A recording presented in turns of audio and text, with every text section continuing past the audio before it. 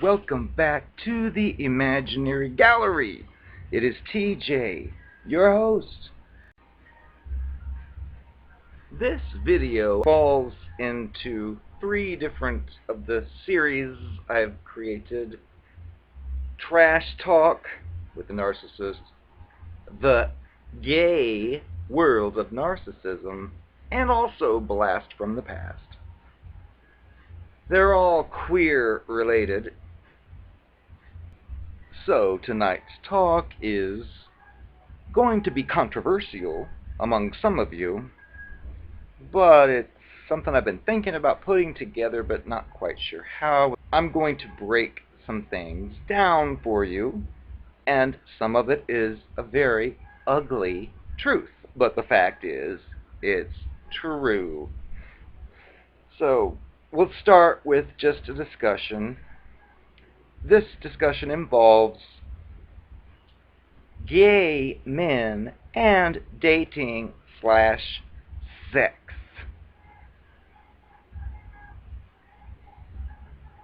Here's what goes on. Here's the history of it.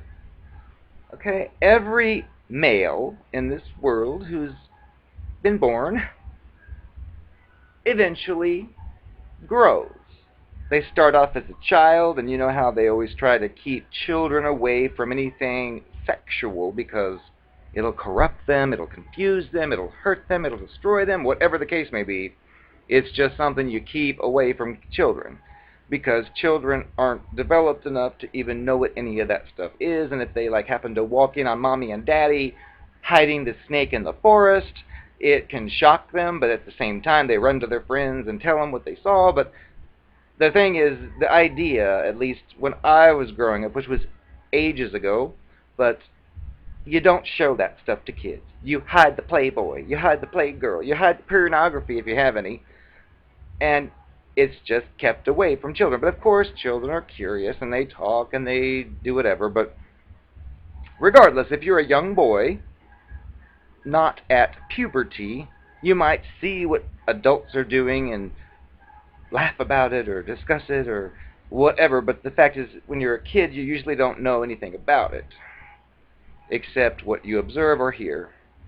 However, eventually, the same boy grows up and becomes a teenager, comes in contact with its private parts, and realizes, oh, what they do, and they become basically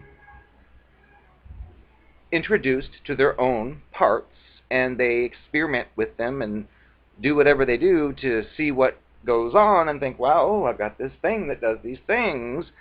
And they know as well, when they start to get older and having their lustful thoughts, they watch their television and their movie and their mainstream media, and they start to develop what could be fetishes or just types or any type of excitement stimulating things based on whatever they experience. It could be in real life or in movies or in TV or whatever. But the point is, when they're young kids, they're discovering what their body does, and they're very involved in it. I mean, it's like part of them, and it's something new and different, and their bodies undergo changes, puberty, and all that. So eventually they come into contact with their own parts. They learn what these parts do. They learn what feels good for these parts. They learn what doesn't feel good, and so on. And they may eventually get to the point of experimenting with another person, whether it's a boy or a girl. But regardless, they want to explore this thing they've got and what it can do, and try to involve another person, and it becomes like a rite of passage. It becomes like a way of becoming a man or whatever. And the point is, every male has his own personal relationship with his cock. He knows all about it. Well, he then grows older, and he looks around him at the role models. And if you're a straight male, you look around at your parents and your parents' friends and your friends' parents, and you think, well, oh, a man and a woman gets married and has kids. Or if you're a queer, either way, you still see that and think, oh wow, two people get together and and you learn about marriage and all that stuff. So, of course, if you grow up a gay, you're not looking to find a lady to make a baby with. You're thinking about the way your life is and how it would fit with something similar to what the man and woman have, but you start watching your television because nowadays that stuff's being shoved down our throats. Gay, gay, gay. It's a gay agenda, which means some of my talk here will be outdated if you're a young gay in today's world, but I go way back a few decades, and we didn't have that stuff. The most we'd have would be John Ritter, who pretended to be a gay in Three's Company so he could live with the two pretty girls, even though he didn't have any plans on making love to them. That was like it. That was like the comedy. You'd laugh at how Mr. whatever his name was would like make fun of Jack for being like this. That's where I got this from, was Three's Company. That's gay. When a gay boy starts to get older, what do? It's like normal, just like it is with straight dates. They want to find another person to get off with. However, to walk up to a stranger and say, hi, you're pretty, I'd like to get off with you, that many times would not be looked at as a favorable way to make a first impression. Because we all secretly know that, yes, if a boy thinks someone else is pretty, they probably have in the back of their mind, at least somewhere, the idea of the two of them making love together or lust together. But it's not polite to say that in many cases. Now, in other situations, it's the right thing to say, like on a certain online applications. It'll be like, hey, you're hot, let's have sex. But in real life, face-to-face, that's not always as common, but it does exist. But the point is, though, the boy knows what his parts do, and they want to experiment with them at first, and then once they've experimented, they learn what they do like and don't like and haven't tried and want to try and so on, and it becomes like a recreational activity to see all the different scenarios they can put this part in. And remember, none of this has anything to do with like a deep emotional attachment with anybody. It's having to do with getting off. Well, what happens eventually is we look around us and see role models of people getting married and pairing up together in couples, and there's a dilemma there. Because like the typical young gay who just came out of the closet, who's discovered what his parts do, he is like out to destroy the world. He wants to conquer the world and use his parts in as many scenarios as possible, because it's just exciting. It's like when you get your new cell phone and it's got all these features, you want to try them all out. Well, it's common. Not saying this is the case for everyone, but in today's modern technology world, that is the way it many times does end up turning out. People find these applications where you can find someone 30 feet away from you who's hot, and you're like, wow. And of course, if you come from my old generation where we didn't have all that stuff, it was when it first came out, it was like, wow, this is so opposite of the way things were before, where, for example, if you go to a high school, there might be one gay there, and that's it.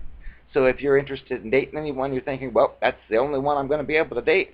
Not the way it is today. Now it's like, open up a page, 50 people. Ooh, they're all looking for dates too? Oh, well, it's a different world. Let's just talk about straight men again. Straight men find the lady they want to marry, and they marry her, let's say, but there's still the fact that they're men. And when you are a young man growing up in this day and age, you are influenced by all kinds of mind control, I call it, but the mainstream media flashing on the screen images of what a hot woman is, and then you in your real life or these men are like, oh, she's a hot woman, and they're being indoctrinated into seeing what's sexy and what isn't, and along the way they develop like tastes or types. Like, oh yeah, I love those blondes with the big jugs. Oh, I love that.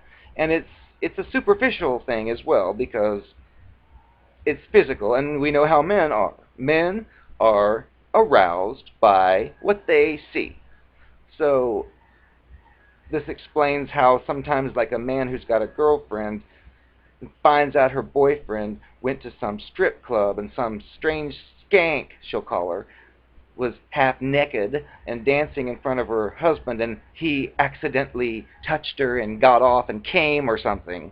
Well, ladies don't understand the way the male thing is. Like, for example, males can, if they're alone and watching pornography and want to get off, they can watch a video or a movie of somebody that don't even see their face or even know who it is. If the rest is hot, it happens. But see, ladies will be like, how could my boyfriend go to that strip club and he did that in his pants with that skank? Well, they don't get it because they're not a man. Well, when you talk about two men dating, this is where we get into the controversial parts, because the little history I gave about each man knows his own body and what it does and likes to use it in as many experiences as he can for various reasons when he's younger. Now, of course, he may get older and realize he's done it all, he's felt it all, and then he might start to look at the possibility of like a one-on-one type relationship, thinking, okay, well, I've played the field, that was fun, that was a process, a rite of passage. Well, now I'm ready to settle down. Well, there's still the dilemma of the multiple types. Like, you might be a queer male and you love short, muscular, dark-haired dudes. You've had so many examples of movies or stars or rock stars that you've always thought were hot, and it just gave you like a fetish for that type. But at the same time, maybe tall, slender, pale guys are also hot, and you've had experiences with them, and over time you've had like multiple experiences, and I like to think of it as being like, instead of the desire for sex, which is like a human desire or requirement, well, there's also the human requirement of food. And I like to compare it, which a lot of boys don't like to hear this, but tough. It's like you go to the buffet, the casino's buffet that has the crab legs. It's got all the desserts, all the salads, all the meats, all the different kinds of varieties. Well, the goal is to satisfy your hunger because you are hungry. So you go to the buffet and you naturally will probably get a plate full of a little bit of everything, because that's the human experience. Whether you're any type, queer, straight, or whatever, the fact is human beings tend to like variety. Like if you have peanut butter and jelly Monday, Tuesday, and Wednesday, and then your friend calls you on Thursday and says, hey, I thought you could come over and have some peanut butter and jelly, you might say, I've had that Monday through Wednesday. And they'll immediately know, oh, then we'll have something different, because it's just common knowledge. However, I've learned in this, how does this tie into narcissism and all that? Well, because I've met people who you barely know, and they're like stating right off the bat, oh, I want to be in a relationship with you. I want to marry you. I want to be with you. And it's like so foreign to the information I've just given, especially when the very person saying this is one who gets around and has gotten around all over the place, and you even know about it. And yet all of a sudden it's like it found Jesus and it was an atheist, and now it's, oh, well, I want to be in this relationship. And I've met a few of these, and I'm like, really? Didn't you just have 3 different dates last week? Oh, that's the past. Oh, I don't do that. Well, this is phony. And the way you can tell when you're dealing with such a phony is if you have that discussion I just had about the fact that we're all familiar with our parts and what they do, we've experimented with all different types, And we know that, well, we do like this, but we also like that. Just like if you go to the buffet and you're starved and you want to get some crab legs dipped in that butter, but you also want to have some of those green beans, and you also want to have some of that fish. It's just like you like all of it. Just like if you're flipping through a porno magazine and saying, oh, look at that pretty blonde, oh, look at that great brunette, oh, look at that redhead, oh, yeah, you find something in all of them. Just like you'd find something in each piece of food, and you would take your plate, fill it, have all you can. Well, that's like the way the human experience is. However, when you find a person who is looking to manipulate and or own or control you, you will come across what seems to be like an alien from another planet. Because I've had a few of those that you barely know them. We have a few fun times together, and they start this relationship love stuff, and I'll be like, wait a second, that sounds sweet and nice and everything, but I know what you've been doing, and I know what I've done before, and you're saying you want to be just the two of us forever? And it's just so foreign because in our experience, we've never had a forever with one thing. And one of my arguments would be like, I don't think you're going to want to have one source of stimulation from the rest to the end of your life. That just seems kind of limited. And they'll be like, oh, yes, that's what I want. And I think, well, okay, well, when have you ever done that? Never, of course. And and it's a discussion worth having, because if you're a male, that's the thing, is if you're a male talking to another male, you can't get away with that BS of like what a woman might say to a male, which is, how dare you kiss and touch that stripper and get off by her? I wanted to be with you for the rest of my life. Well, that's a lady. She doesn't have the same makeup as a male does. But I'll come across these males that will be like trying to pretend to be a lady, trying to fool me. And I'll be like, but wait a second. When I went to that buffet, I really wanted 10 different things, and I'm trying to think about, well, how would it be just to have one thing on there forever? And they're like, oh, well, I'm not like that. I would love to have just the peas forever from the buffet. And I think that is so phony, because that isn't even true, but they'll claim it. And this is a sign you're not dealing with a real person. You're not dealing with a person who's compatible with any kind of emotional connection, because they're pretending to be a non-person or non-human that doesn't have any of the regular things that everybody has, basically. And when you say, but, well, sometimes when I go to the buffet, I think the fish looks really good, but then as well, the crab legs look even better. And they'll be like, well, that's you. That's what your problem. You've got a problem. And it's like manipulation, control, and sick. Because face it, it's true. Would you want to go to the buffet at the casino and just have one thing? It's doubtful.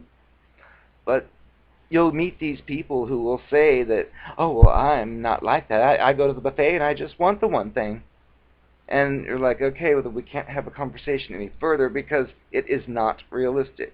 But another thing I've learned with these types of situations is there's a lot of deception. There's a lot of insecurity. And there's a lot of personality clashes, because you could take person number one, who is in touch with his parts, knows what they do, has 10 different types it likes, but comes across John and decides that John is beautiful and smart and has all these things about him, so he's going to pursue John. The dilemma that often appears is, we are humans who do like variety, and the guy chasing John finds that he really likes John from what he's seen, and he wants to get together with John and see each other. Well, what will happen a lot of times in these arrangements would be, let's say he and John do start hanging out regularly. They are together all week. They spend the weekend together and they have fun. Together they make love, or they have sex, and they do whatever. Well, it's kind of like with men, there's like a code or like a polite way to behave where we all know what we are. We all know that we find many things to be stimulating, but it isn't necessarily polite. For example, if the guy you're dating, let's just say, has a real tiny little chest, and you're watching a movie and there's like some big chested guy on there, and like you wouldn't normally say, oh wow, I love his chest, because the partner might feel insecure because his chest is puny. So that stuff is usually saved for abusive relationships later on down the road, when like, look at his chest, it's hot, look at your nasty one. But this, we're not at that point. We are dealing with the polite factor that many times occurs, even though we all secretly know that most guys have many different types, which could include ladies too.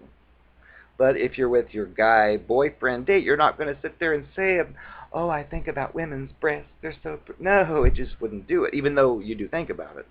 But the dilemma that occurs, which I've seen, is there's this ideal out there that comes from Christianity and straight marriage, which is one man with one woman together forever, and it's usually involving like children, because you don't want the children to be left on their own while you chase another person, or your wife chases another man and has more children. The ideal would be that the man, the woman, have the children and stick together and raise them, but that's not necessarily realistic in this day and age. But a lot of guys who want to control another person will claim to have the same ideal. They'll say, I just want to find one guy and be with him for the rest of my life. That's what I want, which is totally out of sync with the idea of the person who is a human being who has multiple desires, multiple fetishes, and so on. But some genuinely do decide that they're ready to stop this foolishness. Sure, they can have fun with 10 different people, but what's the substance in that? None. And they can tell themselves, well, I had my fun, now I'm ready to be an adult and move on. But many are not able to do such a thing, but they pretend to.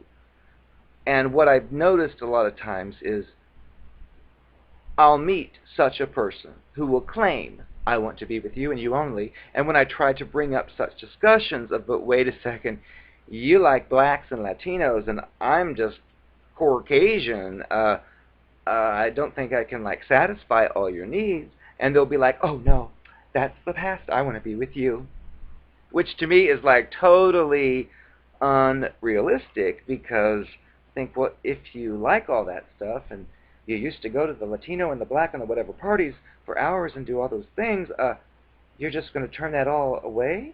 And they'll be phony, like, oh yes, and I'll ask, well, what changed? And there's never a good answer.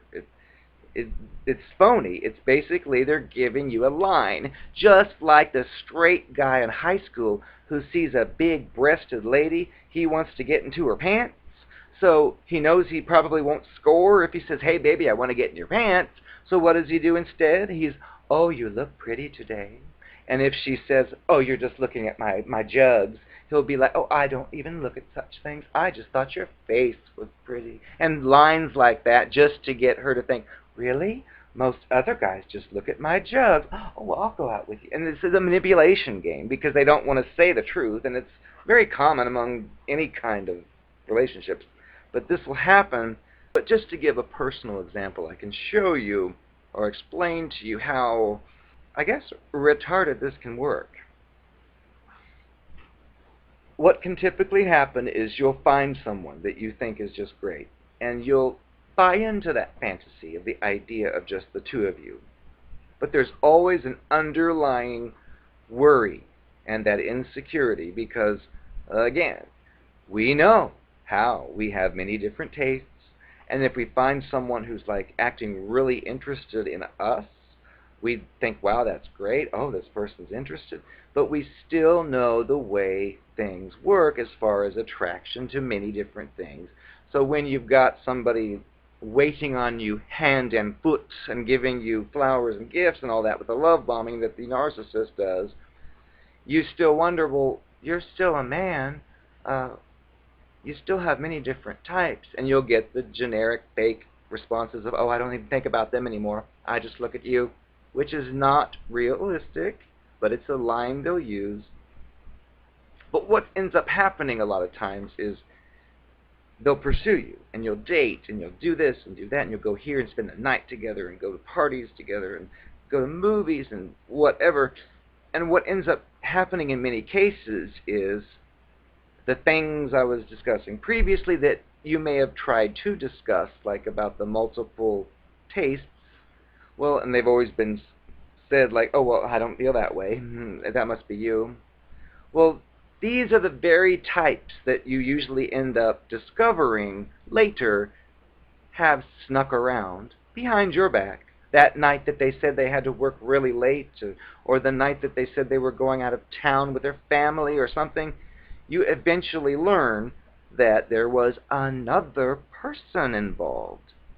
And I can believe that because let's just say you're on your own, and it's like a natural thing to be flattered if someone's looking at you and winking at you. You might be like, oh, wow. And many gays are lacking in confidence, self-esteem, or they're insecure. So if some stranger is flirting with them and giving them the eye, they don't want to miss this opportunity to see where they can take things. And a lot of times they compartmentalize, like, well, my partner is at home sleeping in bed, alone probably, but he doesn't need to know about this.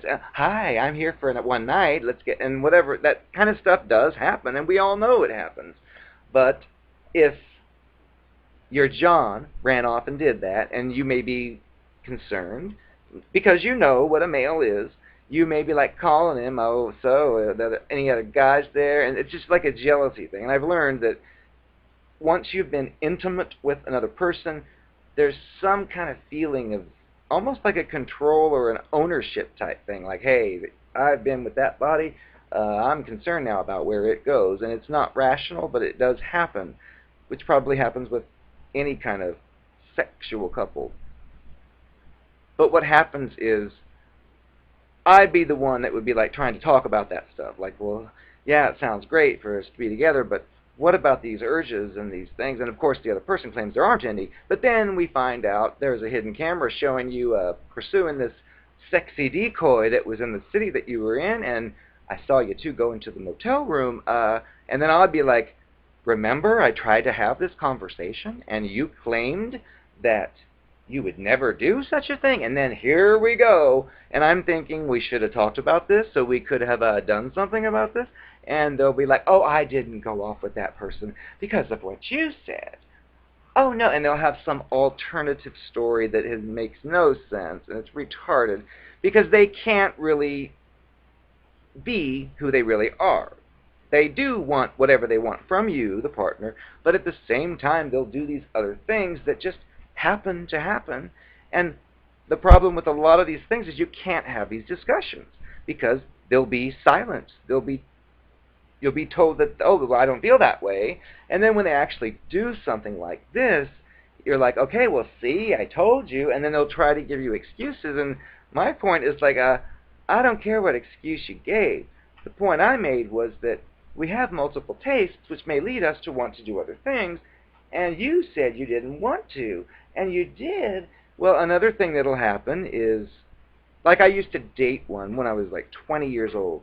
This whore, which I didn't know it was, but it would go out deliberately, like nightly, trying to get a different person into its bed, but evidently saw something with me that was stable, so that would be downplayed. That kind of thing wouldn't be discussed.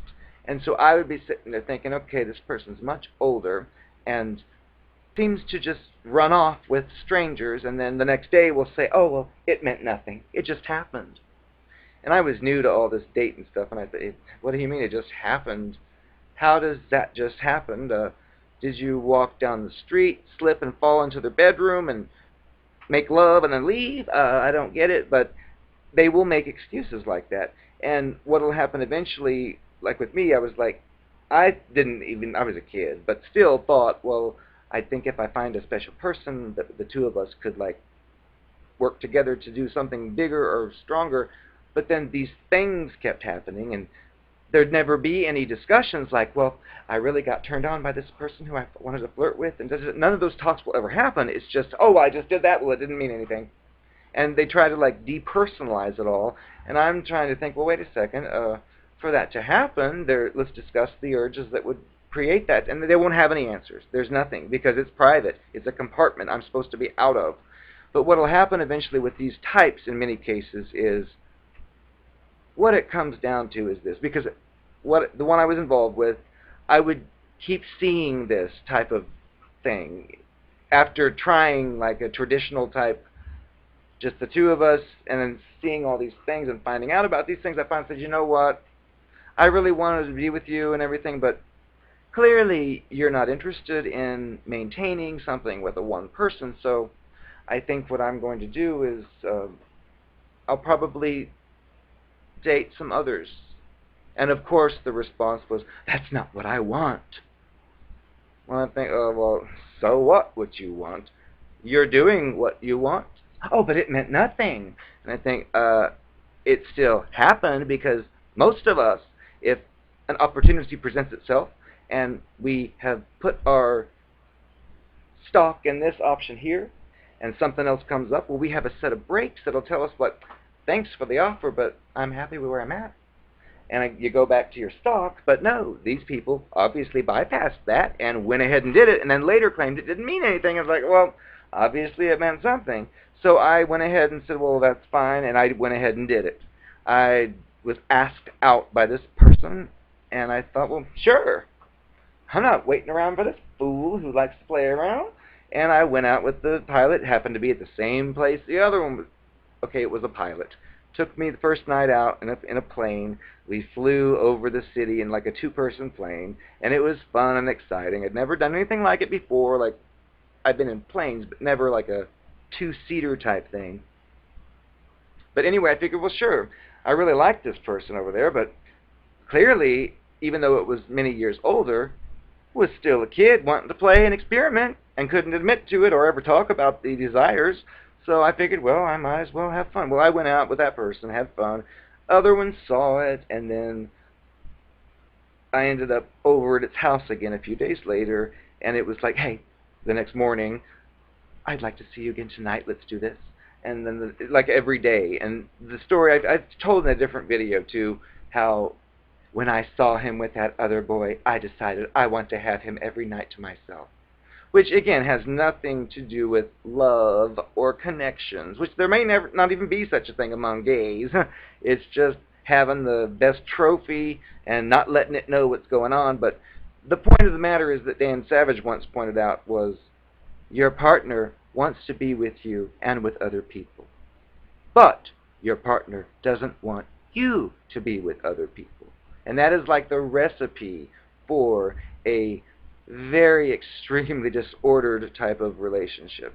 But unfortunately, that's what will happen a lot of times, where you're forced to do guesswork to figure out, oh, this person wants me for what they want me for, but they don't want me to know about what else they're doing privately, and they think that that's okay. And if I say, well, you have those secret little people too, well, I'm going to have mine so we can be equal, there is no equality.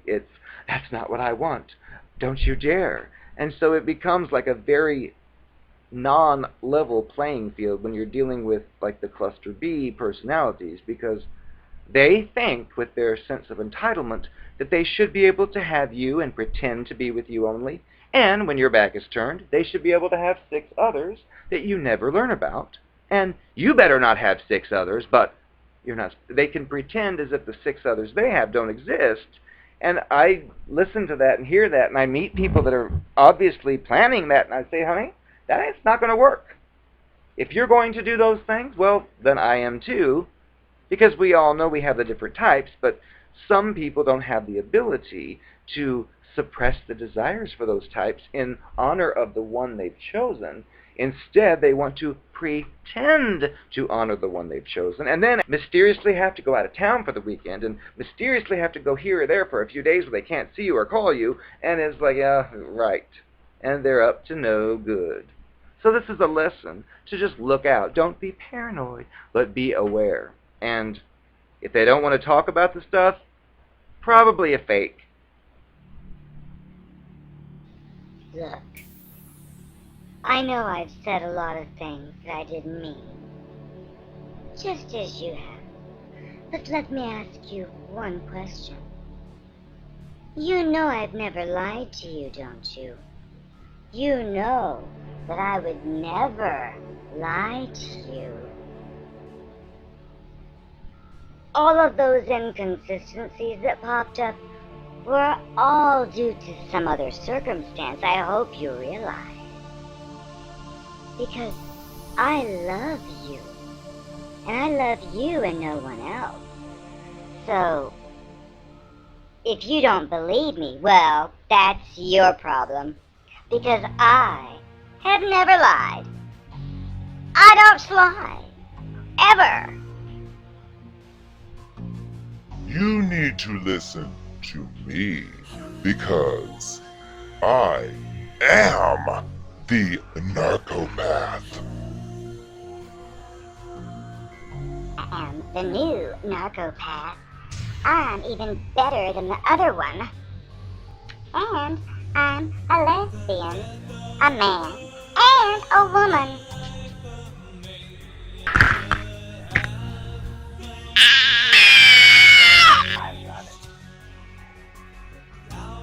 I'm sorry, but she malfunctioned. I think I'm the prettiest of all of them, though. What do you think? I'm the most gorgeous of all the clowns.